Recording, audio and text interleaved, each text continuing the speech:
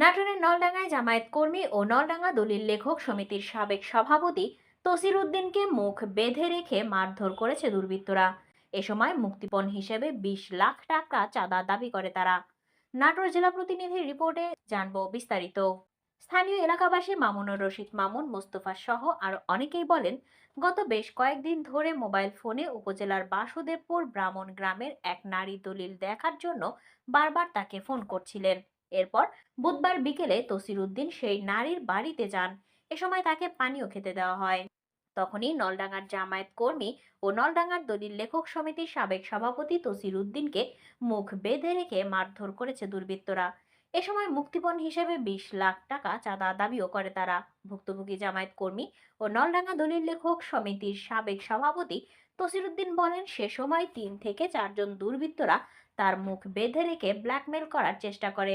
এ সময় দুর্বৃত্তরা তার কাছে মুক্তিপণ হিসেবে এই টাকা চাঁদা দাবি করে। এতে চাঁদা দিতে অস্বীকৃতি জানালে তসির উদ্দিনকে মারধরের এক পর্যায়ে জ্ঞান হারিয়ে ফেলেন তিনি। পরে দুর্বৃত্তরা তাকে মৃত ভেবে বাসুদেবপুর বাজারের একটি ফার্মেসির দোকানে ফেলে রেখে চলে যায়। এ সময় পরিবারের লোকজন ও স্থানীয়রা তাকে উদ্ধার করে প্রাথমিক চিকিৎসা প্রদান করেন। তবে লিখিত অভিযোগ পেলে দুর্বৃত্তদের বিরুদ্ধে অভিযান পরিচালনা করার কথা জানান নলডাঙ্গা থানার ভারপ্রাপ্ত কর্মকর্তা রফিকুল ইসলাম। ভিকটিম আমার শ্বশুর। আমার শাশুড়ি প্রায় সন্ধ্যে 7টার দিকে ফোন দিয়ে বলছে একটা লোক আসছে বাসায়, তোমার শ্বশুরের নামে ব্যাংক অ্যাকাউন্টে চেক আছে, আমার কাছে একটু আসো তো বাবা, দ্রুত আসো। তো আমার শাশুড়ি বলার পরে আমি আসলাম। এসে ওনাকে জিজ্ঞাসা করলাম, আপনি কিসের চেক নিতে আসছেন, কেন চেক নিতে আসছেন? উনি আমার সদুত্তর দিতে পারে নাই।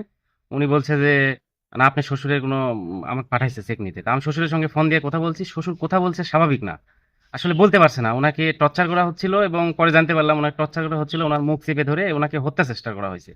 এবং ওনাকে মুক্তিপণ হিসেবে যদি তোমাকে জীবন ভিক্ষা দিতে পারি, তুমি 20 লাখ টাকা আমাদের দাও, তুমি মালদার পার্টি, তুমি টাকা দাও, আর না হলে চেক দাও। এই মর্মে এই একটা ছেলেকে পাঠাইছে আমাদের বাসা। আমি ওনাকে চিনি, ওনার ফেসটা চিনি, পরক্ষণে ওনার পরিচয় পেলাম। আমরা তখন ওনাকে চেক আমি দিই নাই। আমি বলছি, আপনাকে চেক দেবো কেন? আমার শ্বশুর সম্ভবত অসুস্থ, আমি বুঝতে পারছি, আমি আপনার সঙ্গে যাব। আমার শ্বশুরের মোটরসাইকেল নিয়ে উনি ওনার শ্বশুরের বাসায় এসছে। তো আমি ওনাকে চেক দিলাম না, আর আমি ওনার মোটরসাইকেলে চড়তে চাইলে বলছে, ভাই আমি তো কোম্পানিতে চাকরি করি, আমার কোম্পানি থেকে নিষেধ আছে আপনাকে ওইখানে নিয়ে যাওয়া। মানে ওনারা অন্য একটা ঠিকানা দিচ্ছে, সেই কোম্পানিতে বলছে, খান রাইস মিলের কর্মচারী উনি, এই পরিচয় দিচ্ছে, এবং ওই রাইস মিলে রাইস মিল থেকে আমাকে পাঠাইছে। তা আমি বিভিন্ন মাধ্যমে খবর নিলাম, বাসিতপুরে আমার পরিচিত লোকজনকে আমি পাঠালাম, আমার লোকজনগুলাকে আমি ওদিক দিয়ে রেডি করছি, খোঁজ খবর নিতেছি। ওনারা বুঝতে পারছে বিষয়টা, হয়তো তখন আমার থেকে চেক না নিয়েই উনি মোটরসাইকেল টান দিয়ে চলে গেছে। আমরা পরক্ষণে আমার আরো মোটরসাইকেল বা সিএনজি নিয়ে আমি গেলাম। যে দেখি আমি যেতে যেতে শ্বশুর অসুস্থ। তখন ওনারা দেখতে পাচ্ছে উনি মারা যাচ্ছে, অর্থাৎ ওনার প্রেশার লো, উনি আসলে একজন রুগী, আর 71 বছর বয়স তার। তাকে নিয়ে যে এরকম একটা হয়রানি করছে, এখন আবার তারা উল্টা অভিযোগ নাকি এরকম মানুষের কানাকানি হচ্ছে যে তাকে নারী কেলেঙ্কারিতে জড়ায় সে জামাত করে, এটা তার একটা অপরাধ, এবং সে জামাতের কর্মী, শালা তুই টাকা দিব, মেলা কামাইছু, এই টাকাগুলা দে, এরকম একটা মর্মে অভিযোগ দিচ্ছে ওনারা, দিয়ে মুক্তিপণ দাবি করছে।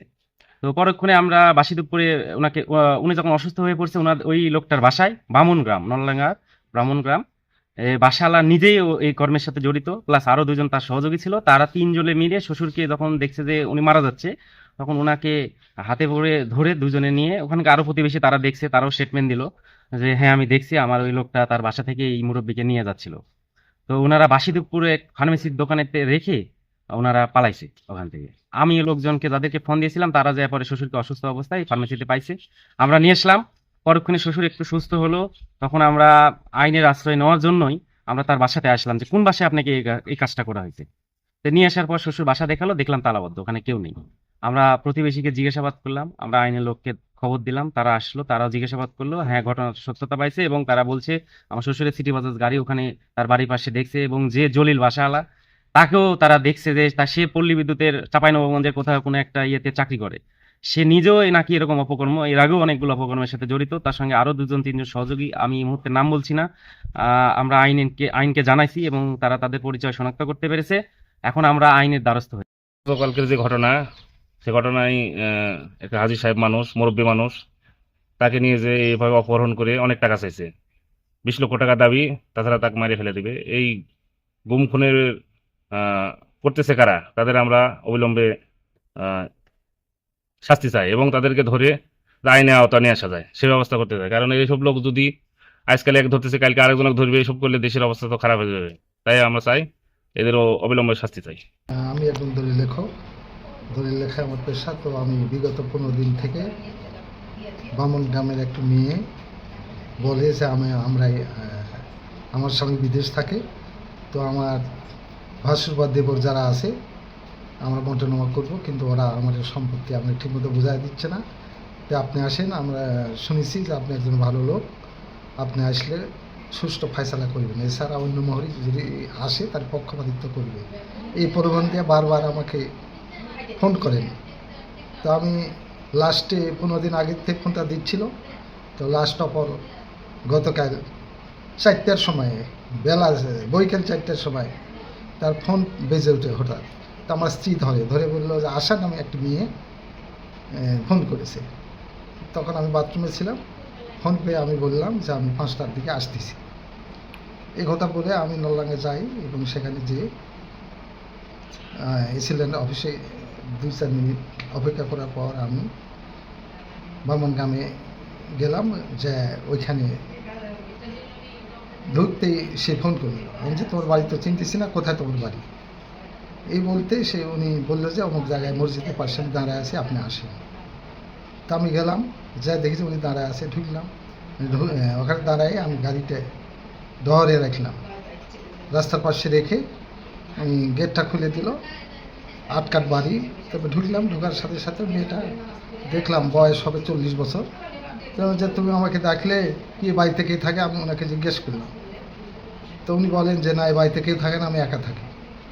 তো লাস্ট অফ অল আমি বললাম বাড়িতে একা মানুষ কীভাবে থাকে? তো উনি বাড়াবাড়ি করে, এই আপনার তো আমার নানা বয়সী লোক। তো না না না না ইয়া খান, আপনি কিছু খান। তো খাতে আমি বললাম যে তোমার সেই দলিলের কাগজপত্র কোথায়? তো উনি বললেন যে আমার বাপের বাড়ি একডালা, সেখানে আমার আছে। তাহলে একডালা কাগজ আছে, তুমি কেন আমাকে ডাকলে? এই বলতে আমি তখন ওই কোকা-কোলা আমাকে দিয়েছিল, আমি খাচ্ছিলাম। এমন সময় 3জন অজ্ঞাত 3টা ছেলে ঢুকে, এই এখানে কি করছিস? এই বলে হ্যান তেন, কেন এখানে কি করছিস? তুই এখানে কি লুচ্চামো করার জন্য আসছিস? এই বলে আমাকে হুমকি দিতে থাকে, এই শালা ল্যাংটা করবে হ্যান তেন ইত্যাদি এসব বলে জোরপূর্বক আমাকে। আমি অনেক অনুরোধ বিনয় ইত্যাদি বলেছি। আমি যে 2বার হজ করেছি, আমার বয়স 71 বছর। আমি আসছি এই ইয়াতে দলিলের কাজের জন্য আসছি। উনি এইভাবে উনি নিয়ে এসছেন। তো ওনার ভিউতে এখন ভালো দেখতেছি না। তো আমি তখন বিরোধ করে ওনাকে বললাম, লাস্ট অফ অল ওনারা আমার কাছ থেকে 20 লক্ষ চাঁদার দাবি করে শালা। তার আগে আমাকে বললো, শালা তুই বিএনপি থেকে জামাতে চলে গেছিস, শালা এইবার খপ্পরে পড়ে গেছে এখানে, তার উপায় নাই, কোনো মতেই মাসবি না, তোকে এখন ল্যাংটা করবো। তোর অনেক ধন সম্পদ আছে, ছেলেমেয়ে শিক্ষিত, তোর অনেক কিছু নামগাম আছে, তোর এই মেয়ের সাথে ছবি তুলে এবং তোকে অলঙ্ঘ করে এখনই ছবি দিয়ে দেবো। তখন আমি তাকে অনুরোধ করি যে আমার মানিজ্যটা ভাষায় না। তখন ওরা ওই টাকা 20 লক্ষ টাকা দাবি করে। এই টাকা আমি লাস্টে দিতে অস্বীকার করি, ওরা আমি 1 লক্ষ টাকা দিতে চাই। তখন ওরা আমাকে মারে হত্যার হুমকি দেয়, আর জোরে কথা বলতে দেয় না এবং মুখ চেপে ধরে। জোরে কথা বললে পেটের মধ্যে ছুরি চালায় দেবে, এরকম কথা বলে। লাস্ট অফ অল 1 লক্ষ টাকা আমি নিজেই দিতে চাই আত্মরক্ষার জন্য। পরে এই টাকা কীভাবে পাওয়া যাবে? সাইফুলের কাছে মোবাইল করি আমি, মাধ্যমে সাইফুল মহরি তখন বললো যে আমার কাছে টাকা নাই, আমি বাজারে যেয়ে টাকা সংগ্রহ করে দিচ্ছি। পরে কিছুক্ষণ পরে উনি জব দিল। তখন মাহবুবকে বললাম, মাহবুব তখন বললো যে ভাই টাকাটা এখন নাই, বেচা কিনা নাই, টাকা দিতে পারবো না। পরবর্তীতে উনারা বললেন যে ওনারা আমার গাড়ি নিয়ে এসে আমার বউকে কাছ থেকে ইসলাম ব্যাংকে চেক সই করে দিতে হবে 6 লক্ষ টাকা। লাস্টে বললো আপাতত 6 লক্ষ টাকা দেন, পরে ওই টাকা দিয়ে। লাস্ট অফ অল ওনারা চলে আসে আমার বাড়িতে এসে ওই চেকটা চাইলে আমার বউ দিতে অস্বীকার করে। তখন এই আমার জামাই কাছে খবর দেয়, আমার স্ত্রী খবর দিলে আমার জামাই এসে ওই লোকটাকে চিনে এবং কেন কোথায় কীভাবে উনি আসে, কেন আমরা আপনাকে চেক দেবো এসব বলতে যায়। উনি তখন আমার বাড়ির থেকে যান এবং জামাই ওই গাড়িতে চলতে চাইলে সে তাকে নেয় না। পাশে ইতিমধ্যে ওরা তখন ওইদিকে চলে যায়। আমি এইসব হতে মাগরিবের সময় হয়ে গেছে। মাগরিবের সময় হওয়ার পর আমি উজু করে নামাজ পড়ছি, আমাকে একটা জায়নামাজ দিল। নামাজ পড়েই আমি ওখানে আল্লাহর কাছে দোয়া করতে আমি ওখানে সেন্স হারায় ফেলি। এরপরে আমি আর কি হয়েছে আমি জানি না। পরে ওনারা আমাকে বাসুদেবপুর ফার্মাসিতে রেখে চিকিৎসার জন্য রেখে ওখানে ওরা পালায় চলে যান। এই পর্যন্ত আমি জানি। তারপর এখনও তারা আমাকে হুমকি দিচ্ছে এবং যদি টাকা না দেন তাহলে আমরা ভিডিও টিডিও করে ওই ছবিটা আমার অজ্ঞান অবস্থায় আমার কি ছবি তুলছে আমি জানি না, তাহলে আমরা এগুলো ছবি ভাইরাল করে দিব। এসব ভয় ভীতি ওরা দেখাচ্ছে এবং টাকা চাচ্ছে এখন, এবং আমাকে মারার হত্যার গলা চিপে ধরছে, কথা বলতে দেয়নি, চিৎকার করতেও দেয়নি, হত্যার বহু হুমকি দিয়েছে, মারারও চেষ্টা করছে, তোকে আজকে এখানে গুম করে দিব। দেখলাম তাদেরকে চিনতে পারবো না এখনো হয়নি দাদা, দিতে হয়ে গেছে, দিবে আজকে। দেখি ভাই আজকের মতো ই করবো, জানি আজকের মতো ই করি।